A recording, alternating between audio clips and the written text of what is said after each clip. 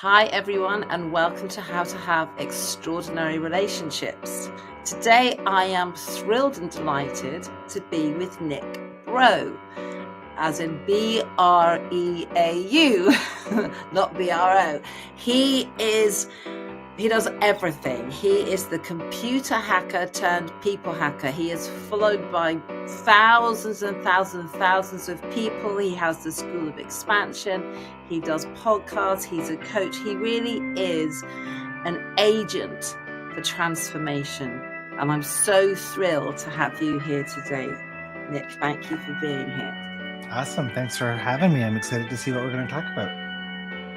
So what I would love to know about is how you have gone from being a computer hacker to a people hacker.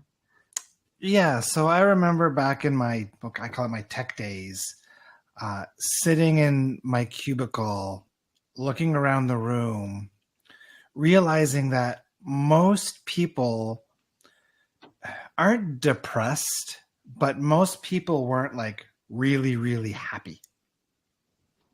And I had this deep down feeling, reflecting, it got me reflecting on my life and my reality on the fact that, I'm sitting here spending, 40, 50 hours a week in this cubicle. And I'm supposed to be doing that for the next 40, 50 years till I can retire. And it was this realization that I had this deep down feeling that, this isn't what life is about, that life is supposed to be easier than this, that I was living to pay my mortgage and to pay my bills and for 2 weeks vacation every year. And I think a lot of people can relate to having this deep down feeling about the reality that life is supposed to be easier than this. And that kind of sent me down the path of exploring, everything from healing modalities like Reiki to spiritual topics, to manifestation, to law of attraction. And I would say less than maybe a year and a half later, my reality was completely different. It went from, doing in what society is telling you to do and what you're supposed to do to be successful, to leaving a marriage, to manifesting millions of dollars through tech acquisition, to finding myself living on a beach, to meeting a partner that we share incredible synchronicities. So again, it was almost as if my life was thrown into a blender and then, came out something completely different about a year and a half later. That sounds like a pretty quick change to go from sitting in your cubicle, married. Where were you? In Canada, America? Where were you living at the time? Yeah, I'm on the east or the Atlantic coast of Canada in a province called New Brunswick. So you're sitting there and then you think, why am I doing this every day? A lot of people have that. I'm going to work in a job I don't like. It's never going to change. I'm doing this to pay my mortgage, and they feel really stuck, I think. Yeah, I mean, life wasn't bad, but it felt like there was so much more to be experienced in reality, so much more to be had, so much more happiness and excitement to be consumed. And I would say that I read book after book, I took course after course, and not a whole lot was changing. And what I realized was that, like a lot of people on the self-help or the spiritual journey, is that I was consuming a lot of head knowledge, but I wasn't really applying a lot of the stuff that I was learning. So I really decided, okay, I'm going to pick a few concepts, I'm going to apply them, and slowly at first, but eventually things really sped up. And then, like I said, my life completely flipped upside down, inside out, into something completely different about, a year and a half, 2 years later. Wow. So which concepts? So you're saying, a lot of people do a lot of that work. They do a lot of reading, or maybe they go on courses, spending a lot of money. They're sitting on their yoga mat, they're doing whatever, and nothing much is changing. How do you help people? How did it work for you? How do you get to the change bit? Yeah, I would say that the most important thing to understand about our realities, and this comes back to the law of attraction. And most people, when they think about, the law of attraction, they think about The Secret and vision boards. And I'm going to focus so intently on this desire that it's just going to show up in my reality. And my take on law of attraction is that it's kind of like a law like gravity, a consistent law, where our reality is a reflection of what we have going on inside of us, mainly the emotions that we carry, the stories that our mind tells us, our belief systems. So what I do is I use law of attraction in a different way. I say, okay, what is my reality telling me about me? Right? I've got a process that I do with clients. It's called an attraction point audit, where we reverse engineer reality to identify what we have going on inside of us. And what you do is you look at all the different circumstances in your reality, past and present, and you identify kind of the negative emotions that keep coming up in all these different circumstances. And for, I'd say, about 90 to 95% of people, it's the same one or two emotions that keep coming up over and over and over again. And when you work through those emotions for yourself, then your reality starts to change in different ways. And it's really a magical experience, because you don't feel like you're doing anything externally, yet through the internal transformation, the external reality is changing. And it's really almost hard for the logical mind to buy into until you really start experiencing it. So let me see if I've got that. So the law of attraction, yes, we traditionally think of a kind of version of manifestation. If I make a vision board, it will happen. Because that's where my energy is going. I'm imagining a handsome, kind guy. I'm imagining $10 million. I'm imagining a beautiful house by the sea, and my energy is going in that direction. So it will somehow happen. But you're saying actually that's not how you work. Yeah. So if we look at something like relationships, for example, if somebody who has maybe 4 or 5 significant relationships, and you look at all your past romantic relationships, a lot of time you'll notice a pattern, right? You'll notice a pattern then, all of my partners made me feel abandoned, or all of my partners are cheating on me. They're all making me feel like I'm not good enough. And when you notice this pattern, typically you can trace it back to childhood circumstances. But when you realize that pattern exists, and you identify that emotion that's kind of rooted in that pattern, and you work through that emotion and you process it and transmute it for yourself, then the pattern changes and the pattern kind of goes away. Yes, because you've paid attention to it. You've paid attention to it, and you're no longer kind of carrying that weight on your shoulders, right? It's like, one of the examples I use is background noise. So as a child, if you had a very judgmental or criticizing parent that always made you feel like you were never good enough, you're so used to feeling this not good enough feeling that over time you stop noticing that it's there, right? Just like background noise. So most people as adults are walking around carrying these feelings of not good enoughness or abandonment, and then our circumstances are reflecting those back to us, right? It's like our consciousness is saying, hey, we want you to expand, we want you to grow, we want you to evolve. In order to do that, we need to make you aware that you're carrying these negative emotions that we want you to heal. So that's one of the things you did for yourself. I mean, when did you sort of have that? Was there a tipping point when you kind of moved into this space? Because now you're training, you're seeing clients. I mean, some big stuff happened for you. Yeah, it's hard to identify one tipping point because it's now, how old am I now? 46. So it's, a 15 plus year journey. So I've done, dozens of trainings. And even when you're working with clients, sometimes your clients are reflecting things back to you as well, right? So it's this constant journey of awareness where it's the mix of being present in reality while noticing the clues that reality is projecting back to you, and the constant little shifts. Sometimes there's big shifts, right? But it's more of the perceiving this as a lifestyle rather than I'm looking for the one big switch to flip or the one magic pill to take that's going to change everything for me. And looking at the spiritual community, I see people who They worry whether their third eye is open and their chakras are spinning the right way, and all of these spiritual concepts, which are great and fun to explore. But at the end of the day, it always comes down to what you're practicing inside of yourself. Yes, I totally agree with that. I know a lot of people that are doing a lot of work on that, and actually there's something so intense about it. They're actually quite hard to access as people because they're so busy kind of, doing courses and opening their third eye. And I'm like, actually, you're not in relationship. It's like the relationship is so much with the self that it's very hard to access them as people with a lot of wisdom, there's a lot of wisdom to give.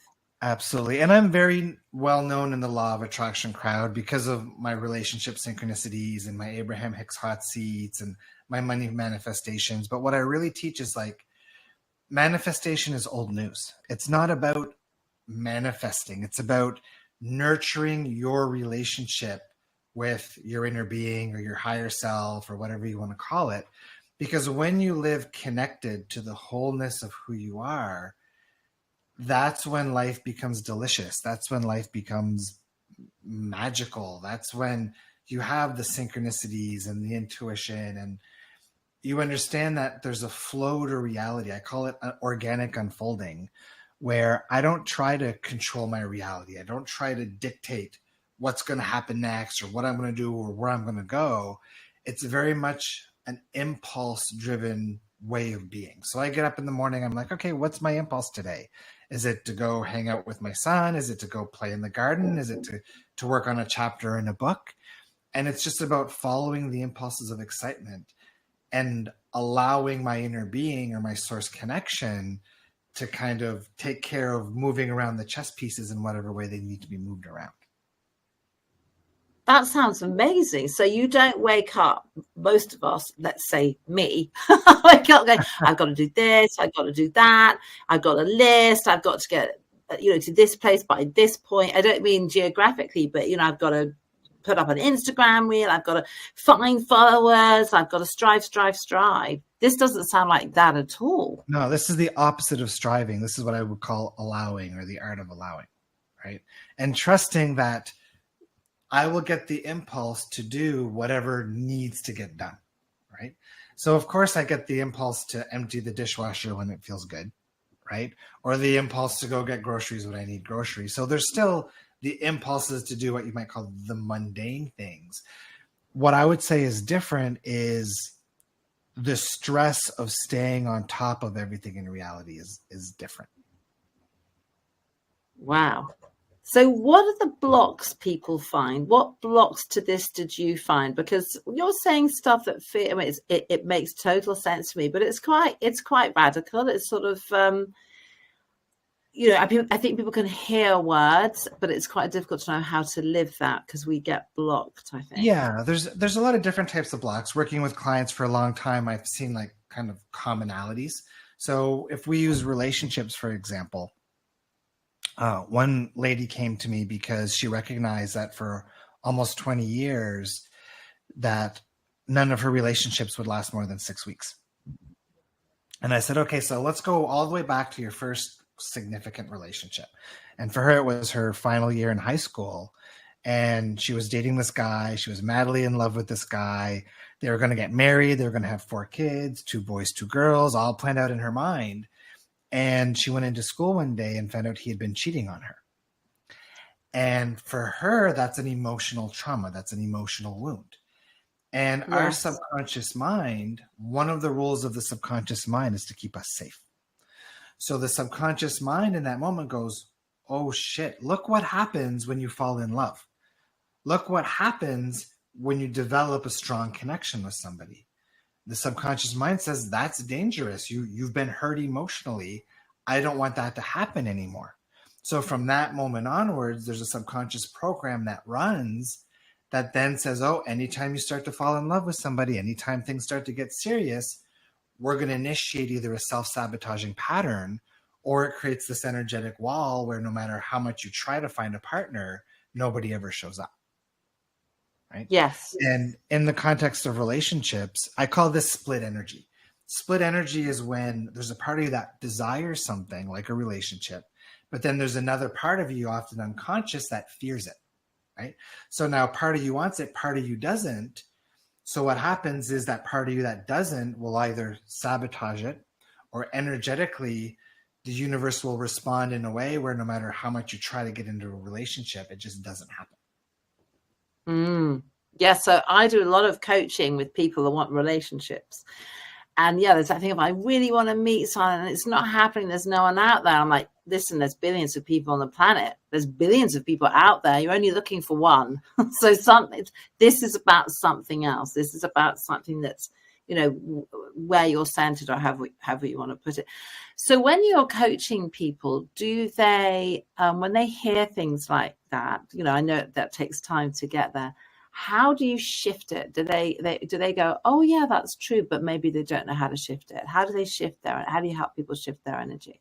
Yeah, the first step is awareness, right? So bringing into conscious awareness, oh, I do have this fear of being in a relationship, or oh, I do have these emotions of abandonment from childhood, which explains why every partner that I attract is ghosting me or abandoning me, right? So conscious awareness is the first step. And then clearing these things, shifting these things. I use a process called the belief tree process. So I used tapping or EFT for years. And what I realized in the tapping process is it wasn't so much the tapping itself, but it was in the reframing that was happening during the tapping process and the working through the layers of emotions. So if you look at something like depression as an example, depression, it might be sadness at the surface. And the sadness might be the only thing that person feels. But underneath that sadness, there might be anger towards somebody who may have hurt them as a child. And under that anger, there might be a belief that it's not safe to let that anger go because then I let that person off the hook, right? So sometimes in order to clear the surface level emotions, whether it's abandonment, not good enough, sadness, whatever it is, you kind of have to dig through these, I call it a belief tree because it's almost like a tree structure, where sometimes that top level emotion might have two little pathways down of emotions. And it's about going through down to the root and then working your way back up. That sounds really brilliant. When you stopped being a computer hacker and thought, okay, I'm changing my life, did you meet resistance from friends and family? Were people like, don't be crazy, what do you think you're doing? Or, you know, how did your life change? Yeah, to me, it feels like there's this very clear split between what I call my old reality and my new reality. I would say the only thing that's kind of carried over from the old reality and the new reality is, you know, my family members, you know, my parents and my kids. A lot of people didn't understand it because I went from, you know, being the suburban guy who had a stable 6-figure job, $1 million bank account, you know, a daughter, a son, who on paper from society standards, I had exactly what everybody tries to achieve in society. And I basically walked away from it all. And for a lot of people, they didn't understand it. I think it scared a lot of people because, you know, it shook them at their core. Why would he make such a decision? Why would he do this? Right. And that evolved into new connections and new friendships. And of course, my current partner, Anik, her and I share beautiful synchronicities. So my name is Nick. Her name is Anik. So growing up, both of our parents called us Nick. When we met, we were both driving the same type of car. We were both into the spiritual work. And we even found out that we had both left our marriages on the same day before we'd ever met. So we have these incredible synchronicities where you know that, you know, there's more to reality. You know, you want to use the word fate or whatever you want to use. But my belief is these types of experiences are meant to be the norm. And they do become more normal when you live more connected with that kind of higher self or inner being or the wholeness of who and what we really are. Because for a lot of people, there's fear, isn't there? There's a lot of what ifs. There's living in a sort of anticipatory stress. So people come and, so I want to change my life and I'm unhappy, and then I work with them and they go, and what they get to is the fear of, oh no, I don't really want to change anything at all, because I don't know what's over the hill. I don't know, I don't know where my Anik is. I don't know where my Nick Anik person is, or I don't know where my job is, or I don't know, it's very hard to make that. It feels like a leap. Agreed. 100% agreed. And for me, I talked about, I had that feeling of like, life is easier than this. This isn't what life is about. I'm not meant to spend 50 hours a week in the cubicle for 20, 30, 40 years. And for me, that feeling was so strong that I just couldn't ignore it. And for some people, maybe it takes a little bit more work and a little bit more courage and a little bit more clearing to work through some of those things. And I tell people there's no right or wrong way to do reality. I could have stayed in my old reality, even though I had that nagging feeling, and that's still also a valid reality experience. But I think a lot of people feel like they're locked into the reality, that the reality can't change. This is how it's always been. This is how it's always going to be. And if there's something I want to highlight, it's the fact that everybody has the ability to change and experience life in a different way. And the first step or the doorway to that is by exploring what we have going on inside of us. Yes. So how did you start? How did you start off with your business? I don't know if business is the right word, but you're huge. A lot of people come to you. You've drawn a lot of people. Yeah, for me, it was more of an organic thing. So in that last tech company that I worked for, it was acquired for, I think it was 300 and some million USD. And when that happened, I stuck around for a little bit longer, but then that gave me the freedom to walk away from the tech world. And when I went through all those life transitions, that's when I moved to where I live now, on the beach. So for me, I would say that it was more of an organic process where I was just reading books, consuming content, and then friends would knock on my door saying, Nick, can you help me with this problem? And then a couple of friends turned into a couple of dozen people. And then it was kind of the next logical step was, okay, well, I can't keep giving all my energy away for free. Then it kind of turned into a formal business, speaking engagements, that kind of thing, a couple of books, and eventually turned into some online communities. Because you do the School for Expansion. Yeah, I've got 2 programs right now. One is called the Breakthrough Club, and that's on Tuesdays. We get together on a Zoom call, and we just help people have breakthroughs. So sometimes there's a little bit of teaching based on what I'm exploring, but I would say most of that call is just hot seats. So helping our community members experience whatever breakthroughs they're looking to experience, whether it be financial or relationship or health. Sometimes they just want some clarity on some things they've experienced. That's on our Tuesday calls. And then Wednesdays, it's what we call School of Expansion. And that's more spiritually focused. So Anik, I don't know if you're familiar with Abraham Hicks, but she channels in the same way that Esther does in Abraham Hicks. So a couple of calls a month, she'll do some channeling where people can ask questions and talk straight to source. I do some calls as well. My last call, we did some shamanic journeying, which I trained in a while ago. I taught people how to do that. One of the calls I taught how to do remote viewing, which is something I'm trained in as well. So it's more of a spiritual playground in the School of Expansion, where Breakthrough Club is more focused on helping people with their blocks. So what have you noticed has changed since you've started this work? What's changed for you? And I'm wondering if you've noticed a change in the people that are coming to you. It's hard to answer that question because I would say reality is in constant flux, right? It's constant evolution. So even my reality today is completely different than it was 2 years ago. 2 years ago, I was busy in business building mode.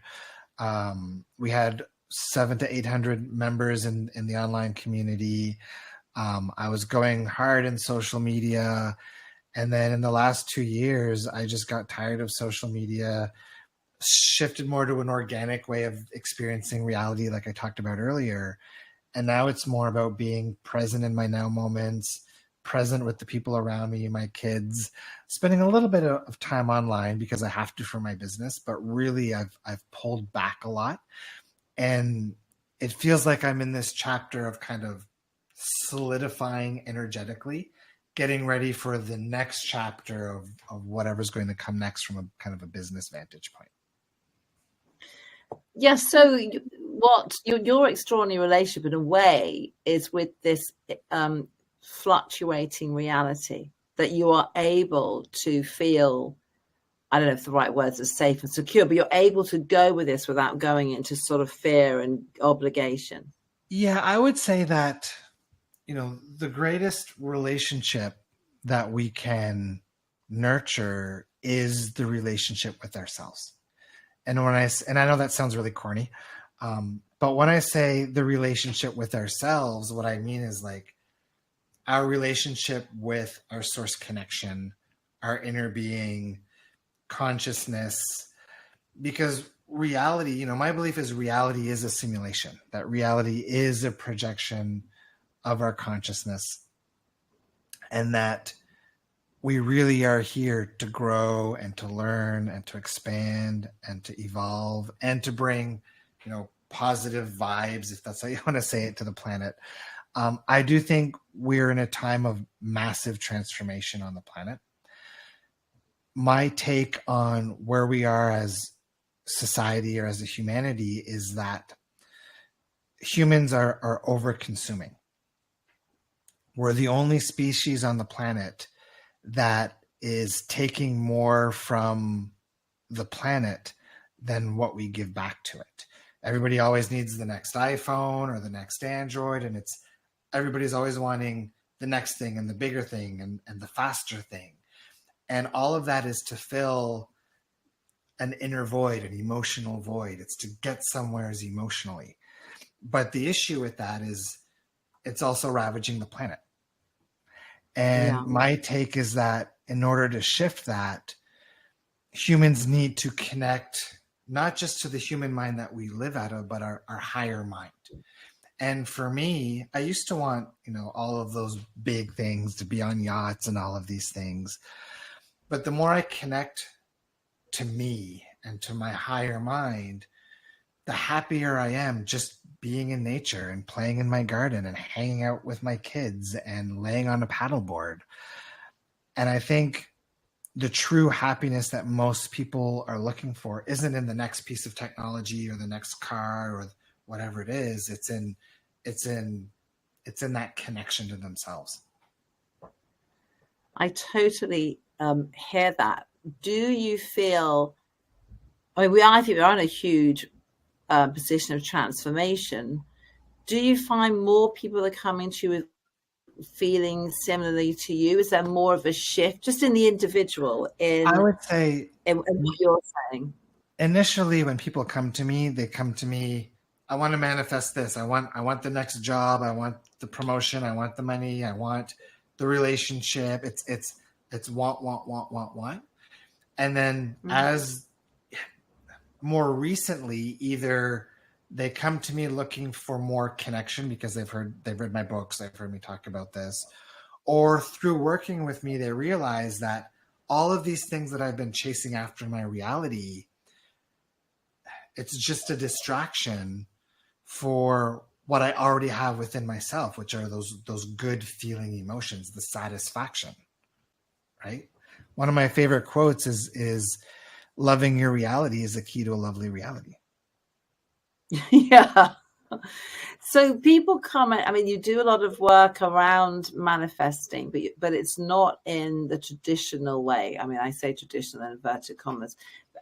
But what you're offering to people is it's not just about the chasing the $1 million or the big house or the yacht or the car or the, lover. That's what people seek out initially, right? So I worked with one client who had a scholarship at one of the Ivy League schools, and he worked all his way up to the highest level in what he was doing for research. and he was still unsatisfied. He still felt like he was not good enough, even though there was no results to go, right? And that's a perfect example of it's not about what you're achieving externally to find that happiness or that satisfaction in your reality, but it's about exploring within yourself, why is it that you feel dissatisfied, right? And for this Yes. person, that feeling of good enoughness that he was seeking was rooted in the way he was brought up, and his parents always making him feel like no matter what he achieved, it would never be good enough. So that drove his academic success, probably on the verge of burnout all the way through. But at the end of once he got to that top of that ladder, it still wasn't there. And it would never be there because it's always about what's going on the inside. Yeah. I mean, I've met people who have made or have a lot of money, and I'm talking like a lot of money that most of us would be like, wow. And they're terrified of poverty, of, even though I say, but the likelihood of you losing all your money and going bust and living in a tent is like nil. It's minus 2,000. But it's not about the fact that they've got stacks of money in the bank account. It's from an internal, deep-seated fear. It's most often being raised in a childhood circumstance where they were made to believe that, to expect bad things from happening, or that, something would happen to their finances. I worked with one entrepreneur who recognized that every time she was going to sign $1 million deal for her business, that she would do things that would screw it up, which was very rare for her. And she didn't understand it. And once we started digging, she shared that at the age of 12, her father was a big business person. Somebody convinced him to invest all of their money in a sure shot deal. And it wasn't sure shot. They lost all their money, and he developed PTSD and had a heart attack and died. So the 12 or 13 Wow. the 12 or 13-year-old her subconscious mind automatically associated money with the death of her father, right? Yes, you sign these deals and someone dies. It's the wrong deal and someone dies. Yeah, I totally get that. So how do you shift that? Because that's big work, isn't it? Or is it, maybe it's too long to go into? It's perceived as big work, but really it's just a fear, right? It's an unsafety. So it's about learning how to invalidate the fears or the emotion. So every fear, every emotion is rooted in a story that the inner critic bought into. So the inner critic in that example bought into the belief or the story, big money equals death, right? Big money equals PTSD and a heart attack. So the 12-year-old subconscious mind, that's the story they anchored into. So working with her, it's about making her realize, well, there's lots of people who are very successful and have lots of money, and they're all perfectly healthy. So once you can invalidate the story that mind is practicing, then it releases the fear and it lets it go. Yes. Sometimes I think name your deep, your biggest fear. My biggest fear is I'm losing my money and everyone's going to hate me and the world's, and then take it out and look at it and go, is it actually true? Is that actually true? Is that fear? Or is that actually not true? So you have the fear rather than the fear has you. Absolutely. So have you got any plans you want to share? Is there stuff going on that you want people to know about, or where can people come and find you, and they can hear more of you, they can get more of this, because it's beautiful, life-changing stuff, actually. Yeah, as of right now, my plans are to enjoy the summer with my kids and not do a whole lot other than my current programs. Great, yeah. We should all take a leaf out of your books. I mean, people do. I keep saying to people, stop doing so much. Do less. Yeah, Just well, I do tell less. people, one of my favorite statements is that doing nothing is doing something. People need to slow down and do nothing more often, because that's what allows you to tune in to the messages that you're receiving from your inner guidance. But we're thinking of maybe going back. I did some seminars in Europe pre-COVID. We're thinking of going back. We love Europe. We're thinking maybe going back to Europe in the fall, maybe running some seminars there. But if people are interested in my work, they can find me on YouTube. They can check out my books on Amazon. The latest book is Power Manifesting, even though it's probably 3 or 4 years old now. Or people can just reach out over email, nick@nickbreau.com. And I try to stay on top of my emails as much as I can. And if you come to Europe, I'm sure that'll be on your website and all your social media channels, so we can all come and see you, because we're in the UK, so we're not far. I know we're not in Europe anymore, but you might come to the UK. That would be Yeah. great. Last time I think we did London, Mallorca, and Copenhagen. So we like That to kind sounds of fabulous combination. Yeah, once we're over there, it's so cheap and easy to get between countries with the flights compared to North America. So when we go over, we like to visit a few different places. Great. Well, hopefully we'll all see you. So it's Nick Breau, Breau, and check out his website and all your social media channels. And that was fascinating. Thank you so much for sharing all that with us. I really appreciate that. And on behalf of everybody, I know it's a lot to take in, but thanks for having me. And